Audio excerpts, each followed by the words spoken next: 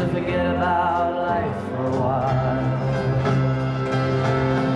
And the piano sounds like a carnival, and the microphone smells like a beer. And they sit at the bar and put bread in my jar and say, man, what are you doing here? Oh, la-da-da-da.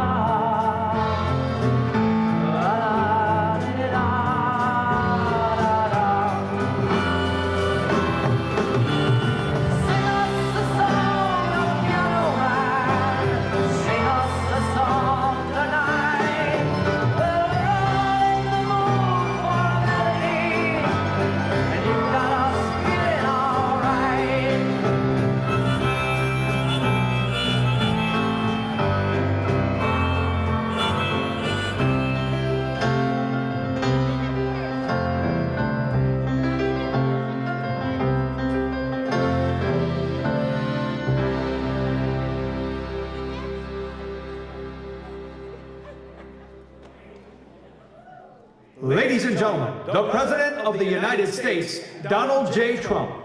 And I'm proud to be an American, where at least I know I'm free. And I won't forget the men who died, who gave that right to me. And I gladly stand up next to you and defend her still today. 'Cause there ain't no doubt I love this land. God bless the USA.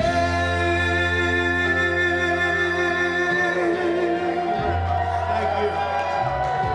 All that social distancing. Look at you people all spread out 6 feet. That's pretty impressive. But we like it the old way a little bit better, don't we? And we'll be back. We'll be back to that soon, I think. I really believe it. And we were received by thousands and thousands of people coming in. And they came in from all over, and all the way from the airport to here. It was really something special, so it was really great. Sit down, let's have a little fun, and we'll talk, and then we'll talk about the business and the great job that you're doing, and we really appreciate you being here. Thank you very much. I'm honored. In the heart of the Lehigh Valley. Now, just so you know, I have a brother who was a great brother, passed away a long time ago, Fred. And he went to Lehigh University. I've been up here many times, actually. And I gave a commencement address years ago at Lehigh University. It's a great school. But whenever I think of this area, I think about my brother. But I really am honored to be with the extraordinary workers of Allentown, Pennsylvania. Every day you prove that American workers are truly the best in the world, and that's what they are. And we're showing that now. We're starting to make more and more product in the United States. I was with some of your representatives, associates they call themselves. I don't know, I assume if they're associates, you're all making the same money. I hope so. They call themselves associates. Sounds nice, right? More and more I see that. But it's good, and they're good, and they're doing a great job, frankly.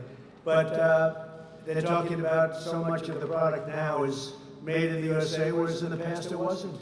It wasn't. But they were talking about 90%, 80 to 90% is made of what you distribute is now made in the USA, and that's taken a long while for us to get it. I started that right from the beginning. It's probably one of the major reasons that I'm here. It's called America First. We want America first. We love the world. We want America first. Today we're announcing a groundbreaking initiative to replenish and modernize our strategic national stockpile. The cupboards were bare. You've heard me say it a lot. When we came into this administration, those cupboards were bare. I've come to this major medical supply distribution hub because the workers here at Owens and Minor have a critical role in this national effort, and it's a critical role that you fulfilled incredibly well, or I wouldn't be here. I would have found someplace else. And thank you for those beautiful hats. I appreciate it. Thank you. Thank you very much. From the moment this terrible virus reached our shores, each of you has worked relentlessly to get the vital supplies to our healthcare warriors. And they are warriors, aren't they, when you see them going into those hospitals and they're putting the stuff that you deliver, but they're wrapping themselves and the doors are opening and they're going through the doors and they're not even ready to go through those doors. They probably shouldn't. but they can't get there fast enough, and they're running into death just like soldiers run into bullets, in a true sense. I see that with the doctors and the nurses and so many of the people that go into those hospitals. It's incredible to see. It's a beautiful thing to see, but I really call them warriors. We're all warriors. Everyone in our country is a warrior. We have to be, because of what happened. And it should have never happened. It should have been stopped at the source. But each of you has worked relentlessly to get those supplies to our healthcare warriors and all across the hospitals, and specifically for this plant in New York, New Jersey, and Pennsylvania. As you know, the pandemic has inflicted profound hardship, especially in the areas that you serve. Within one heartbeat, America grieves for every life and every family, all of those that have been lost, and all over the world. 186 as of this morning, 186 countries. What a horrible shame. And we thank God for the courage of those on the front lines. And you make it possible for them. Just as the men and women of Allentown have done it every generation. I know it well. The workers at this facility have answered the call in America's hour of need. Many of you are working long before dawn, get up and you go to work, and long after midnight. I know your hours. I was talking to your people, your representatives. They say, you wouldn't even, I'm saying one of the hours, they said, you won't even believe it. I said, but I work those hours too. We're all working hard. You're driving forklifts, staging pallets, packing, picking, loading, and shipping all sorts of things all over these primarily 3 states. Since February, you have deployed an amazing 1.75 million N95 respirators, and you make them now yourselves. 3.4 million gowns, 80 million gloves, and much more. And on behalf of our nation, I want to thank you because you're making America proud. We really do. We thank you very much. Thank you all. Thank you.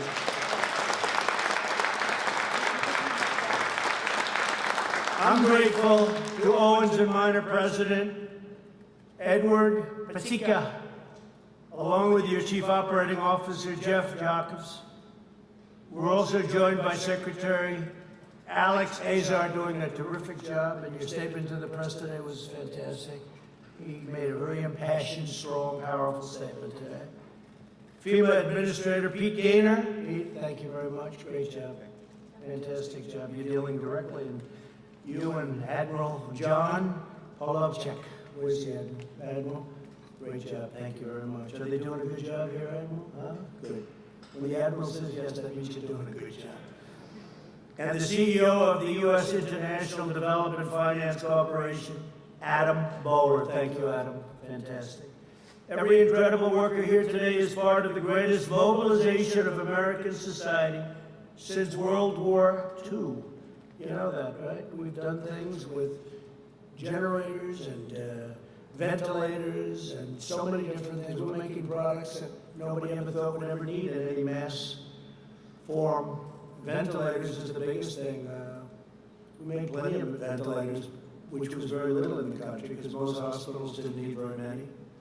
And all of a sudden they said, we need hundreds of thousands of ventilators. We need kinds of numbers that you wouldn't believe. And we were mobilized, and with Adam and with the Admiral and with all of these people, and Jared, somewhere Jared is here. What they did is incredible. We brought geniuses in from Silicon Valley. And all of a sudden, within a short period of time, we had 11 plants out making ventilators. And you wouldn't believe what it is. And now we have so many, every state has more than they need. We filled up our stockpile. We have over 10,000 now. And we filled it up. We're ready to go in case anything happens, but I don't think anything will happen where you're going to need any more. And we're now helping other countries with ventilators because nobody can make, you can't make them. They're very tough to make, very expensive. I say it's tougher than making a car. And we make the best ventilator, too. So they've done a fantastic job. And 2 months ago, you couldn't get a ventilator. We were left virtually none.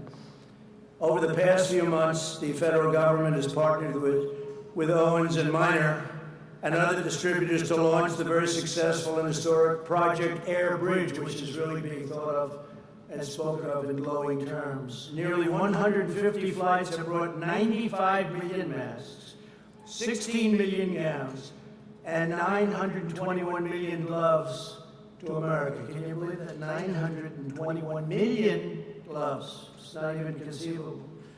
Guided by our team, workers like you distributed over 1 billion pieces of protective gear to places in need.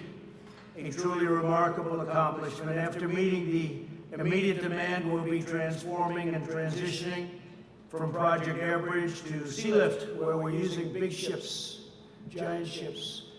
It's less expensive and they can carry a lot more. And we don't need the speed anymore because we're very stocked up. Now, as our country begins a safe and gradual reopening, we're launching a monumental effort to replenish and rebuild the strategic national stockpile.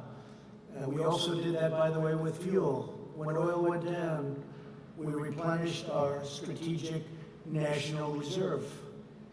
And we got it for a great price. We didn't believe what went on with fuel. But now it's starting to go back and we're saving our energy industry. Because people didn't need too much gasoline when there were no cars on the road. And I said to the governors, I said, you know, there are no cars on the road. This is a good time to fix your highways. Fix your highways now. Some did, and some didn't. Right? They didn't. They were worried that two people working 35 feet away from each other or driving a tractor or whatever they might be doing, they'll catch the virus. But the ones that did were really helped because you went from being these massive traffic jams to having no traffic. And I can tell you, Florida was a state. Great governor. And Ron he told me, he said, I'm doing it. I said, that's a good thing. Not everybody did. Ron DeSantis, governor of Florida. But some did, and they've saved tremendous amounts of money. In rush hour, they're building, and they hardly had to close the lane. So, you know, there are a lot of good things you can do, but some people decided not to do that. Under the previous administration, the stockpile was depleted and never fully refilled. Most of the N95 masks were distributed during the N1H1. Now, you know who says that, right? N1H1. Who says that? Sleepy Joe Biden. Remember? He said the N1H1. I said, isn't it the other way around? He said, yes, sir. But he said it, so it doesn't make any difference. But during the H1N1, and that's the swine flu, and there was a pandemic in 2009 that was not well handled at all. Got very poor marks. Never again will another president inherit empty shelves or expired products, at least hopefully in 5 years you're talking about. Maybe 9 years, maybe 13 years. But you'll never have to deal with empty shelves, and you'll never have to deal with the depleted military. The military that we took over was depleted and in horrible shape. We've now spent $1.5 trillion rebuilding our military. We have the strongest military we've ever had, by far. And this is a good time to have it, too. And all of the product was built in the USA. But I'm determined that America will be fully prepared for any of the future outbreaks, of which we hope there's going to be none. Who would have thought? 1917, it could have been up to 100 million people were killed. It was the Spanish flu. 1917, who would have thought this was going to happen? That's over 100 years ago. Our effort begins by dramatically increasing our reserves.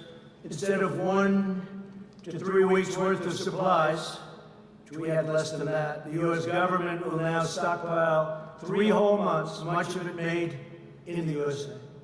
My administration has already awarded contracts for approximately 200,000 ventilators, which we're building ourselves. And now that we're restocking, all of those great things are happening with ventilators. My administration has also ordered 800 million N95 respirators and face masks. Face masks also we're making here. Last week I was at Honeywell, great company, high-tech company, and they're making masks. And they're making face masks. They're making a lot of different things that 3 months ago they never even thought about. They've geared up. It's incredible what some of the companies have been able to do. You've seen that, what Honeywell has done, an incredible job they've done. But many of them are manufactured by Owens and Minor. Many of the things that we're doing and delivering happily to places that were not able to get it, done by Owens and Minor.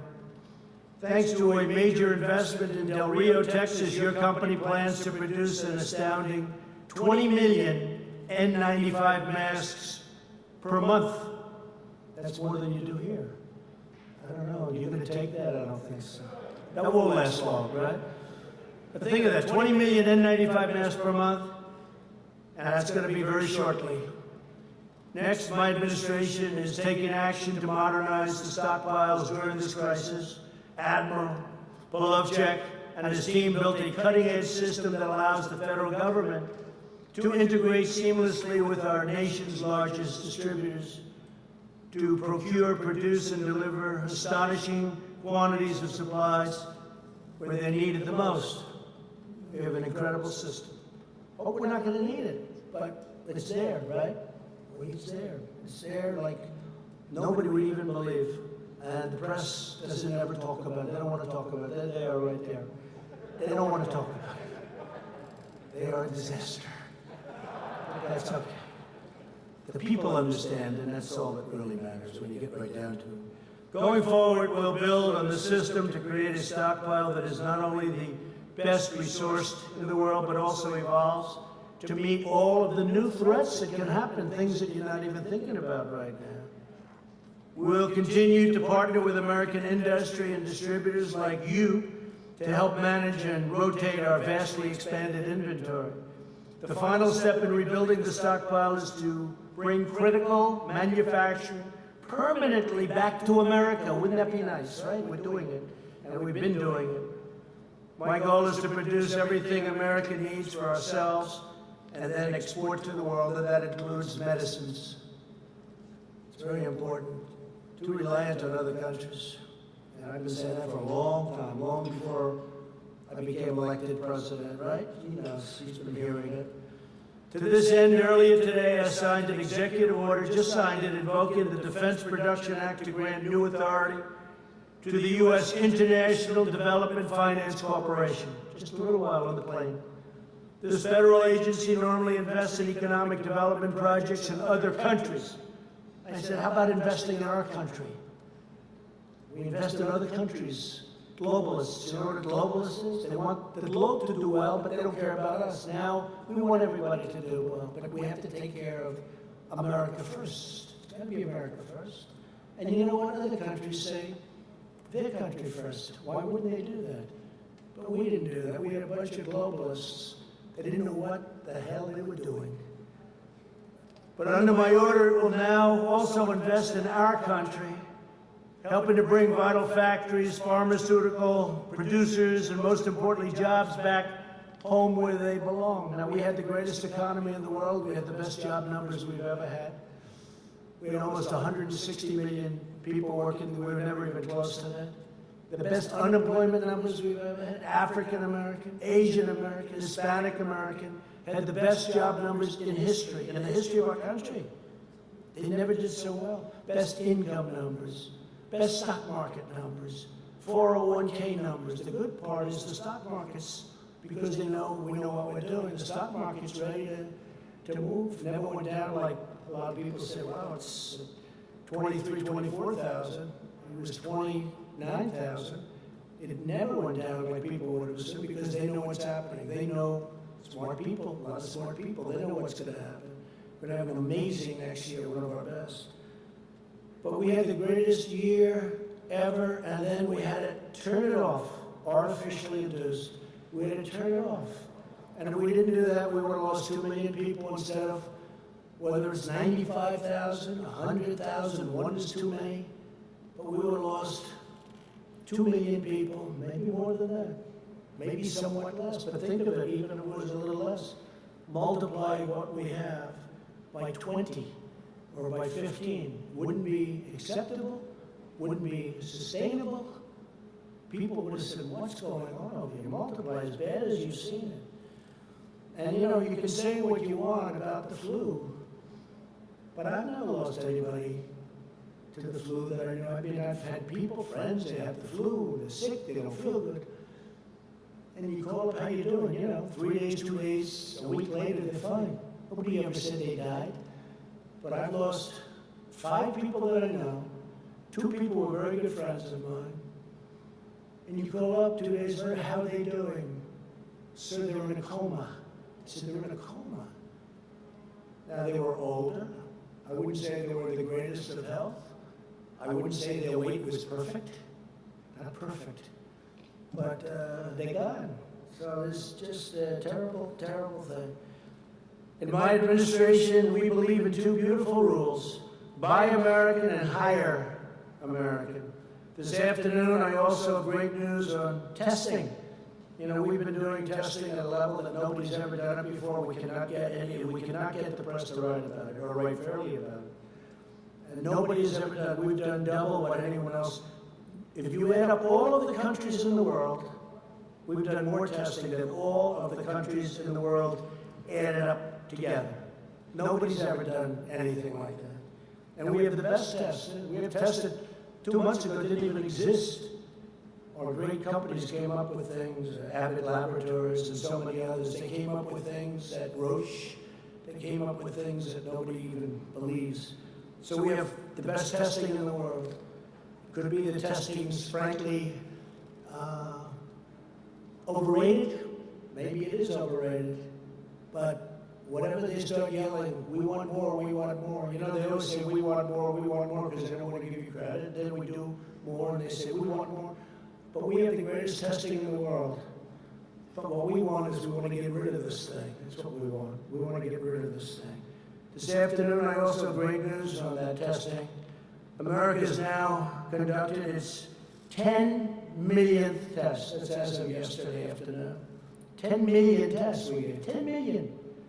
And CVS has just committed to establish up to 1,000 new coronavirus testing sites by the end of this month. And the 10 millionth will go up very, very rapidly. And don't forget, we have more cases than anybody in the world. But why? Because we do more testing. When you test, you have a case. When you test, you find something is wrong with people. If we didn't do any testing, we would have very few cases. They don't want to write that. It's common sense. So we test much more, many, many times. South Korea, you hear about? I spoke with the president of South Korea. I spoke with many different presidents, prime ministers. They can't believe what we've been able to do on testing. They can't believe what we've been able to do on ventilators. We're sending them ventilators. Other countries, Italy, Spain, other countries, France is having tremendous problems. We're helping them with ventilators. They can't believe the job we're doing. And it's not me, it's the people, all of these people, but it's the people that are doing it, and they have to be given the proper credit for what they've done, because what they did is a miracle. No other country in the world has done what we've done. And they feel very free now to call us because they need help, especially with the ventilators, because that's hard.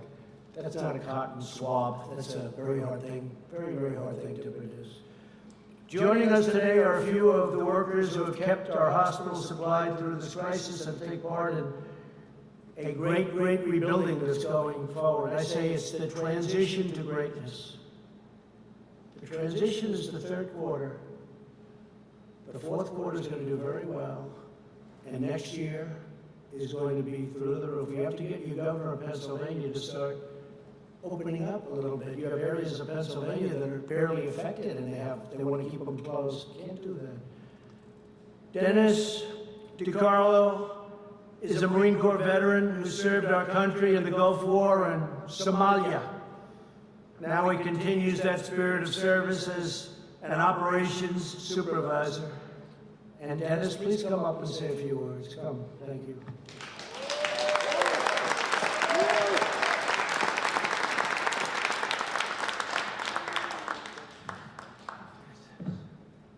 Thank you, Mr. President. I want to first start by saying thank you to all my teammates out there. We've had a lot of blood, sweat, and tears, and I want to say thank you to you guys. You guys are wonderful. I know we're in a crisis situation with our country, and people have asked me how it's changed. For us, it's almost with little modifications. It's day-to-day business for us as dealing with the medical supplies. But I feel the one emphasis is on the seriousness. And whenever you're dealing with the medical field, it's a serious thing, but it's exponentially grown with what we're dealing with now. And if we make a mistake, it's amplified. So, I think you've done fantastic. They all like it. Do you like him?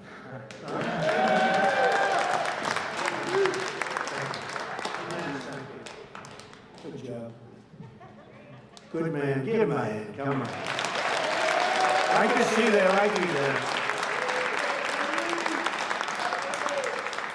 They were told to be very low-key when you walked up. They said, "We don't care. We're clapping for Dennis." Thank you. I saw what went on there. Eric Yost is a distribution teammate who's now in his 26th year with Owens & Minor. And he says he has never been prouder of your work right here in Allentown. We love Allentown. I love Allentown. Eric, please come up.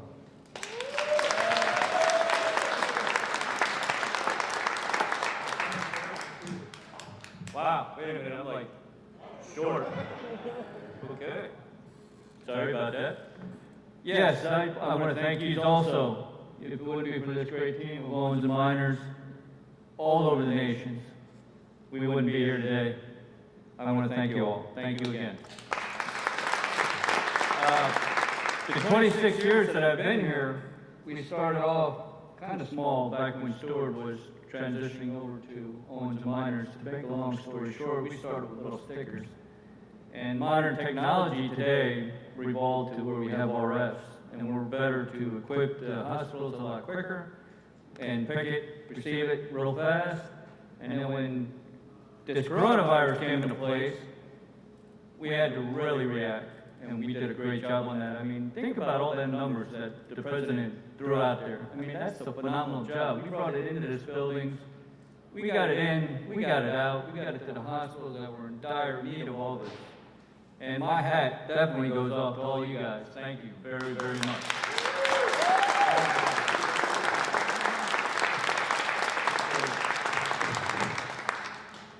Thank you very much.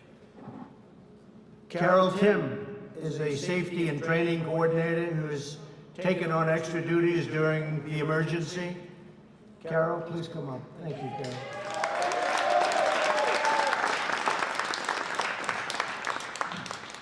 It's an honor to share the stage with you, it really is. And I think everybody knows I've been so excited about your visit. I'm the safety training coordinator, and my job is to make sure everybody goes home at the end of the day, which is very important to everyone's family.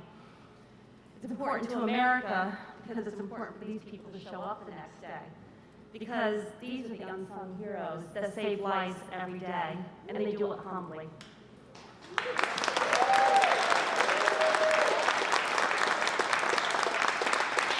Mr. President, I wish you could have been here when we get the order to start transporting the masks and the gowns and everything that needs to go out to these hospitals. When that order came in, teammates from all the different shifts just stopped without hesitation, and they flowed like magic in this facility. It was amazing to be able to see that, and they did phenomenal.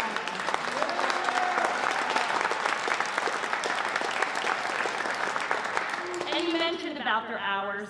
They don't stop working until the job's done, because everything they do today saves life tomorrow. So they're awesome, awesome Americans. So thank you.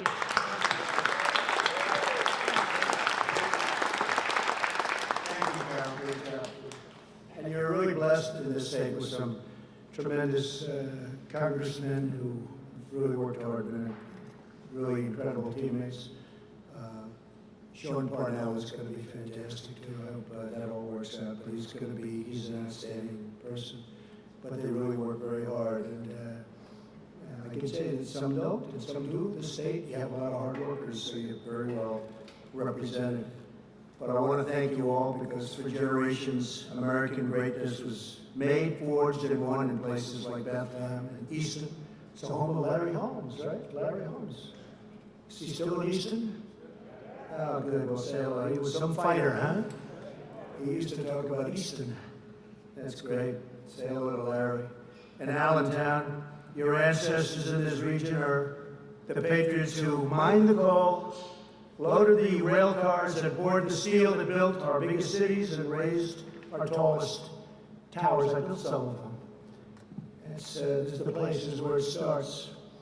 In the 20th century, Pennsylvania workers helped put America on top of the world. Now we're reclaiming our heritage as a nation of manufacturers. You saw how good those numbers were, going up, up, up. We're going to have an interruption, but you watch what happens starting in the fourth quarter, probably starting in the third quarter a little bit, transition quarter. You'll be, we're going to be bigger and better than ever. Learned a lot. We've also learned not to rely on others so much. Let's do it ourselves, let's build it ourselves, let's make it ourselves. But you're going to be a nation of manufacturers, and Pennsylvania workers will once again, you're going to lead the way. With your help, we will vanquish the virus. We're going to vanquish the plague. I call it the plague, because that's what it is. We'll get our nation back to work, and we will build our glorious future with American hands and American grit and American pride.